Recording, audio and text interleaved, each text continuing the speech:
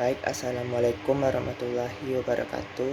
Perkenalkan, saya Ditri Purnama Desta dari nomor PP 0046. Baik, saya akan menjelaskan materi tentang perorganisasian. Baik, apa itu perorganisasian? Baik, perorganisasian yaitu tindakan pengusahaan hubungan antara orang-orang yang dapat bekerja sama secara efisien dalam melaksanakan tugas-tugas tertentu. Sedangkan organisasi yaitu kerjasama dua orang atau lebih di dalam melaksanakan atau pekerjaan dengan adanya pembagian tugas yang jelas untuk mencapai tujuan yang ditetapkan. Unsur-unsur yang terbentuk dalam organisasi yaitu yang pertama adanya kerjasama dua orang atau lebih, yang kedua adanya pembagian tugas yang jelas, yang ketiga adanya tujuan yang sama. Struktur organisasi atau desain organisasi adalah gambaran umum dari kerja yang memperlihatkan kinerja suatu organisasi dalam mencapai tujuan yang telah ditetapkan dengan membagi masing-masing berdasarkan fungsi-fungsi yang memperlihatkan antara atasan dan bawahan. Selanjutnya, faktor-faktor yang menentukan perancangan struktur organisasi. Yang pertama itu strategi pencapaian tujuan berorganisasi. Yang kedua, perbedaan teknologi yang digunakan. Yang ketiga, kemampuan atau cara berpikir para anggota. Yang keempat, biasanya organisasi dan satuan kinerja akan mempengaruhi struktur organisasi. Bentuk-bentuk bagian organisasi. Yang pertama itu bentuk piramida.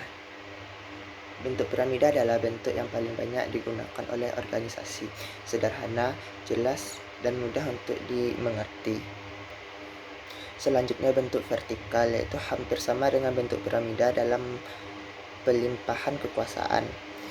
Habis itu bentuk horizontal, yaitu aliran wewenang dan tanggung jawab digambarkan dari kiri dan kanan.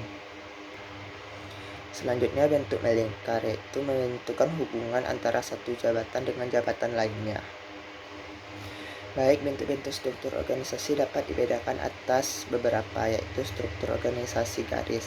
Kebaikannya yaitu adanya persatuan komando, garis komando jelas, proses pembagian keputusan cepat, karyawan yang dimiliki tingkat kecakapan kerja yang lebih tinggi atau rendah dapat segera diketahui. Kelemahannya yaitu seluruh organisasi akan tergantung pada satu orang saja. Adanya kecenderungan pemimpin bertindak secara otoriter. Yang kedua itu struktur organisasi garis dan staf. Kebaikannya yaitu dapat dipergunakan oleh organisasi besar maupun kecil. Adanya pembagian tugas antara pemimpin dengan pelaksanaan secara akibat adanya staf ahli. Kelemahannya yaitu rasa solidaritas menjadi berkurang, bersatunya komando berkurang. Yang ketiga yaitu struktur organisasi fungsional. Kebaikannya yaitu pembidangan tugas menjadi lebih jelas, spesialisasi kerja karyawan lebih efektif. Kelemahannya yaitu sulitnya dilaksanakan pengalihan kerja, koordinasi secara menyeluruh sukar untuk dilaksanakan, sering timbulnya konflik. Struktur organisasi panitia beda dari struktur organisasi lain, yaitu adalah organisasi yang dibentuk untuk sementara waktu saja. Setelah tugas selesai maka organisasi itu dibubarkan.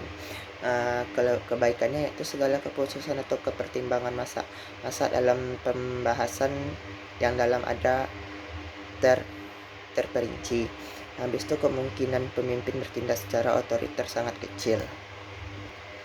Kelemahannya yaitu proses pengambilan keputusan memerlukan diskusi yang berlarut-larut yang menghambat pelaksanaan tugas. Tanggung jawab tidak jelas karena tanggung jawabnya sama. Selanjutnya faktor-faktor yang mempengaruhi bentuk rentang kendali. Yang pertama itu situasi dan kondisi kerja. Di dalamnya yaitu bekerja bersifat rutin, operasi-operasi stabil, bekerja bawahan sejenis. Yang kedua itu karyawan. Karyawannya rentang kendali dapat relatif melebar. Apabila karyawan benar-benar terlatih, karyawan tidak suka terlalu dia awasi dalam di dalam bekerja. Habis itu yang ketiga, manajer. Rentang kendali dapat relatif melebar apabila manajer benar-benar ahli di dalam bidangnya. Yang kedua itu manajer mendapatkan bantuan ide dan saran dari atasan maupun sesama manajer. Selanjutnya di dalam pengawasan manajer agar longgar. Baik, itulah penjelasan materi dari saya. Kalau ada salah dalam perkataan saya mohon maaf. Saya tutup. Assalamualaikum warahmatullahi wabarakatuh.